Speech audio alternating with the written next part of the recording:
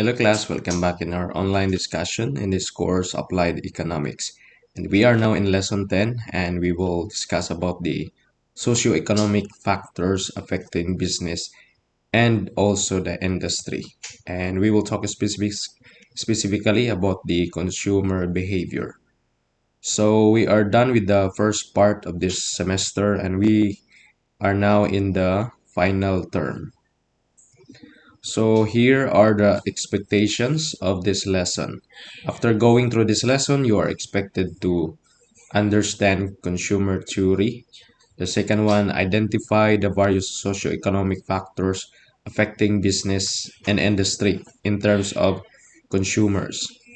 And then the last one, you are expected to explain the importance of consumer behavior in business.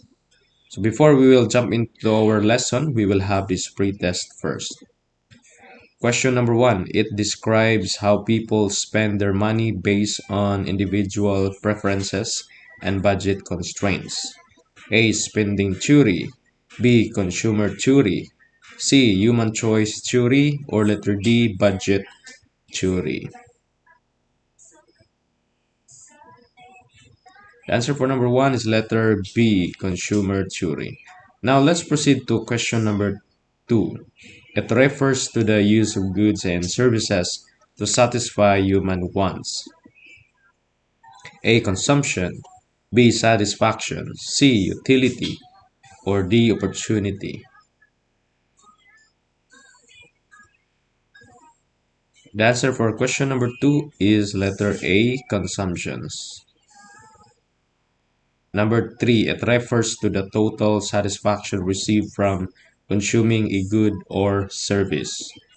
A. Consumption. B. Satisfaction. C. Utility. Or D. Opportunity. The answer for number 3 is letter D. Opportunity. Now let's proceed to question number 4. It is the measure of the unit of satisfaction. A. Util. B. Satis. C. Happiness. Or D. Consumption. The answer for number 4 is letter A. Util. Last number. This law states is a additional units of goods is consumed. The additional utility derived from each additional unit tends to diminish. A. Law of utility. B. Law of diminishing utility. C. Law of diminishing marginal utility. Or letter D. Law of diminishing marginal returns.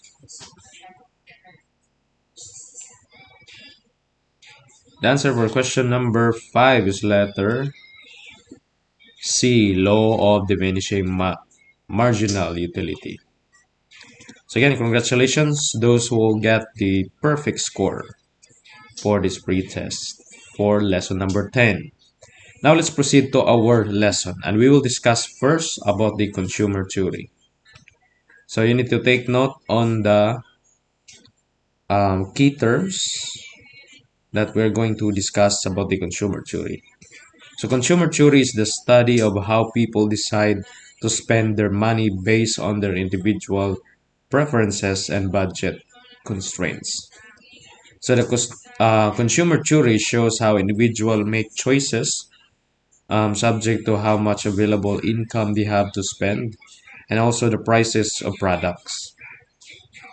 So in this consumer theory, it is on the part in which we have this study on how people decide in spending their money on the products, okay, by different preferences or budget constraints, and also the individual having these choices, especially in the area of the prices of the products and also the quality of the products.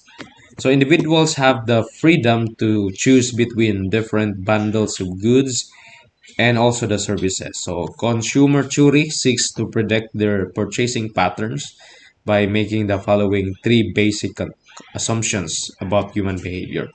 So this is also important as a future manager that we need to study the behavior of the consumer, especially that we can able to predict the purchasing pattern of the consumer.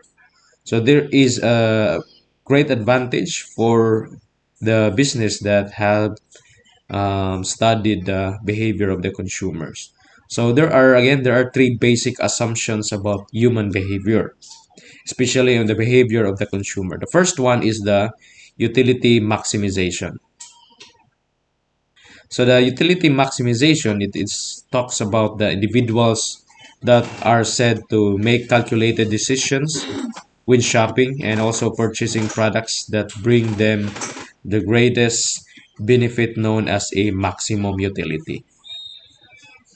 So one of the basic assumption of a human behavior, especially for the consumers, before they will purchase a certain product, they will calculate the decisions that they are going to make. For example, is this a particular product have this greatest benefits as I've used this particular products?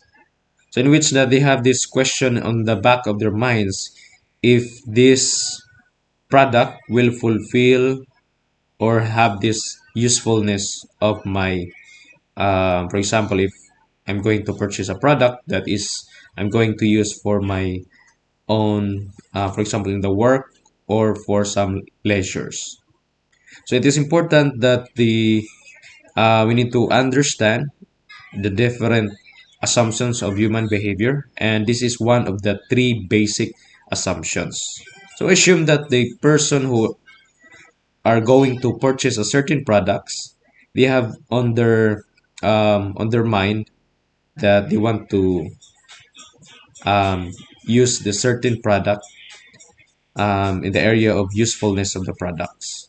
Okay, they are have this on their mind that they want to maximize the usefulness and the utility of the certain product.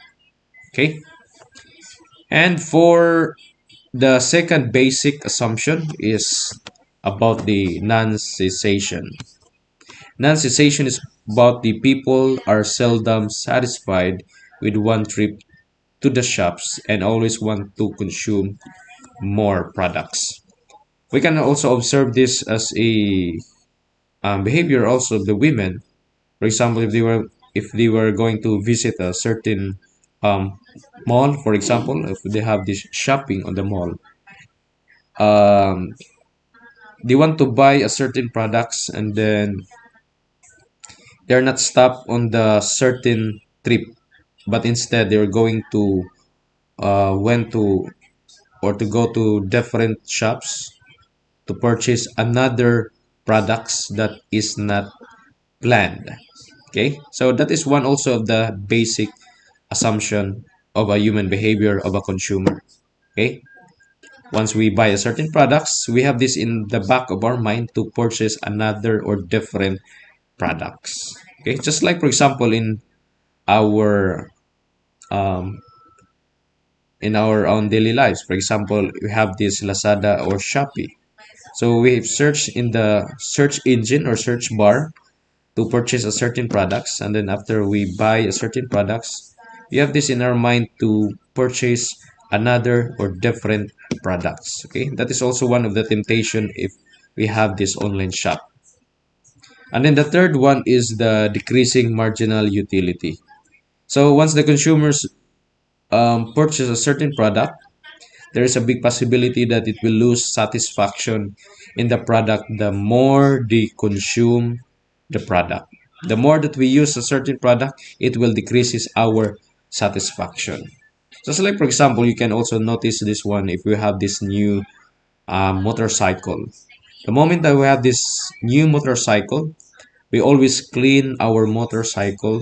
For example, every day, okay, we clean our motorcycle. But after for many years, 5 to 10 years, it will lower our desire or our we would like to clean the motorcycle only, for example, once every month.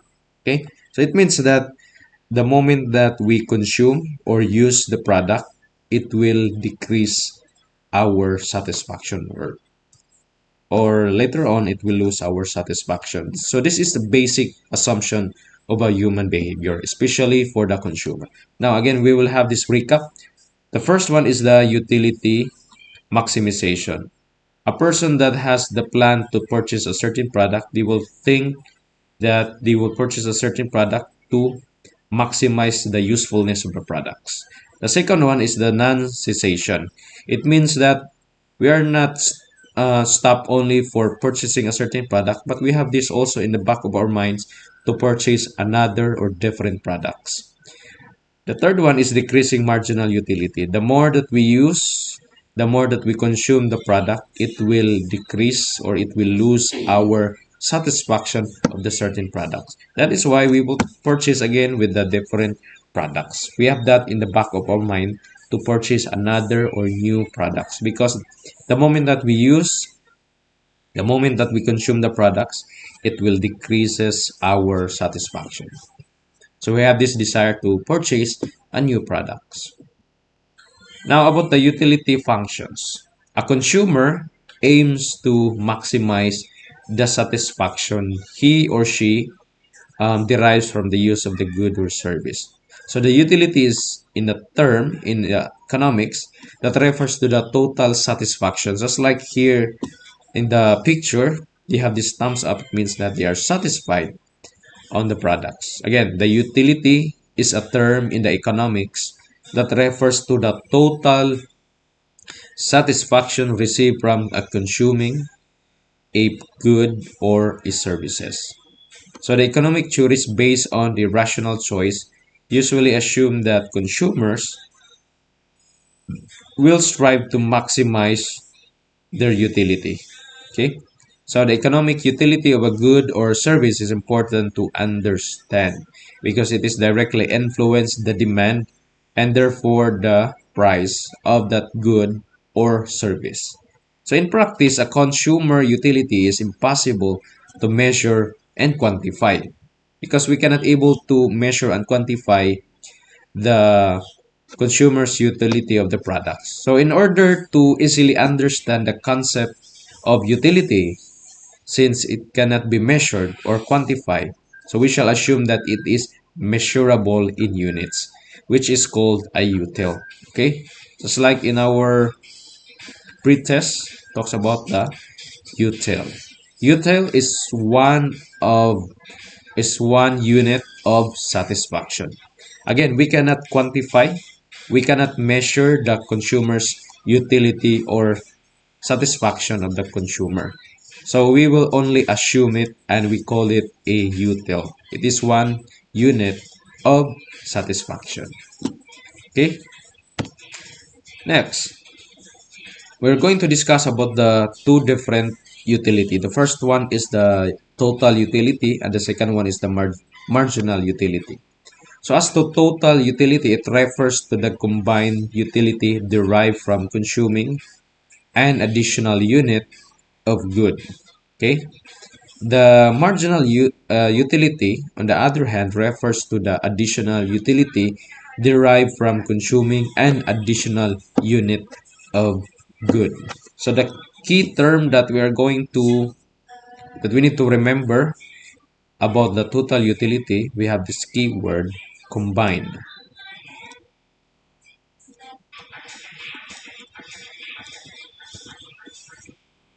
Okay. Again, total utility, it refers to the combined utility derived from consuming an additional unit of good, because there's an additional unit of good.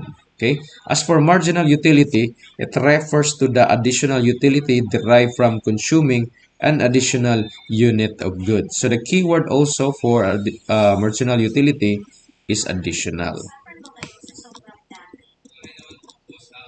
Additional. Now let's proceed to the law of diminishing marginal utility.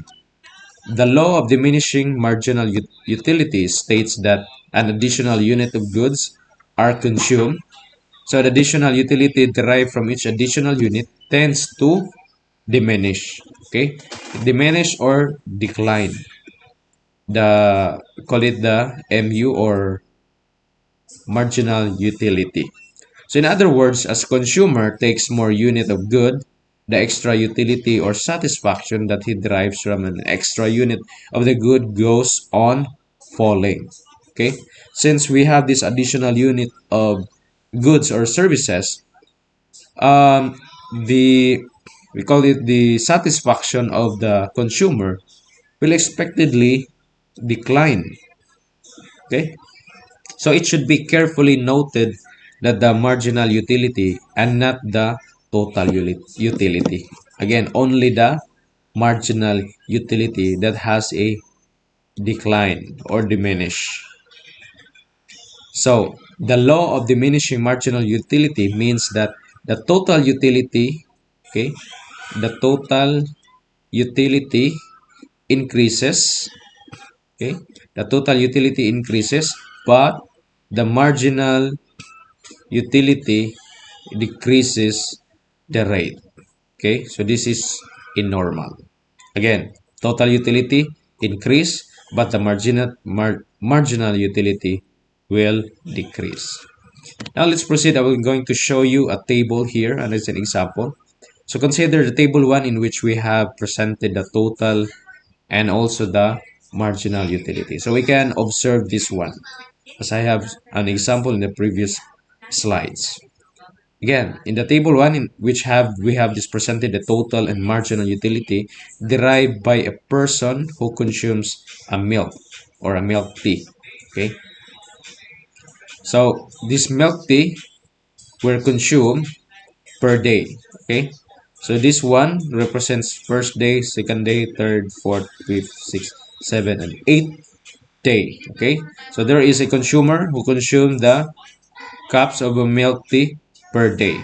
And then on the right side, we have this total utility and we also have this marginal utility. So when 1 cup of milk tea is taken per day, the total utility derived is 12 units. Okay, for the first day, we have the total utility of 12 units. With a consumption of second cup per day, the total utility rises to 22. So from 12 to 22. As I have an example here, the total utility decreases. From 12, it becomes 22. But we have the but here. But the marginal utility falls to 10 utils. Okay. From 12, it decreases to 10 utils. Again, what is util or utils? It is a unit of satisfaction. Satisfaction of what? Satisfaction of the consumer. So it will be seen from the table that as the consumption of milk tea increases, okay, becomes 12, second day 22, 30, 36, 40, 41. Okay, but we can see here after the 6th day, it decreases also from 41 to 39 and then decreases to 34. So there is also an explanation on this part. So again, it will be seen from the table that as consumption of milk tea increases to 6 cups per day, the marginal utility from the additional cups diminishes, the total utility is decreasing at a diminishing rate. So we can see also here again, from 12 we become 10, 8, and then 6, 4, 1, negative 2, negative 5. Utility is going up, marginal utility going down. But there are some changes here since in the 6th day from 40 to 41, but for the 7th and 8th day, it decreases also. So we will put this into a graph so that we can understand more. So the figure represents the data taken from the table that I have presented a while ago. So we have to put the utility on the y-axis. Okay, assume that this is the total utility, and the number of cups of milk tea consumed per day are on the x-axis. Okay, x-axis for the milk tea consumed per day. So first day, second day, third, fourth, fifth, sixth, seventh, and eighth day. So we can observe based on this graph that is also based on the table. As the figure shows, the curve increases up to 6 cup of milk tea. Okay. First day increases, second day, third, fourth, fifth, sixth. Okay. So this is the top, or it increases from first day to sixth day cup of milk tea. And beyond that, curved lines, on these curved lines, this indicate that the utility reaches its maximum satisfaction. So we have this graph that on the sixth day, this is the maximum. Okay, this is the top, or this is the utility. I mean, the utility reaches its maximum satisfaction on the sixth day. But we can observe after the sixth day from 41, it becomes 39. So there is a diminishing or decreasing of the satisfaction of the consumer. Again, this indicates that the utility reaches its maximum satisfaction up to 6 cups, and beyond that, the marginal satisfaction declines. So after the 7 and 8 day, it decreases or it declines the marginal satisfaction of the consumer. That is why this is the reason why there are many products that have some changes, modifications of their products. Other products, they have these modifications every year. For example, just like I have given you an example in our previous course, like in the macro perspective. For example, the powdered juice. So they have these new flavors of the juices, and also in different products they have some changes because there are times, or there are moments on the products after it reaches the maximum level or satisfaction. After that, the products will experience a declination.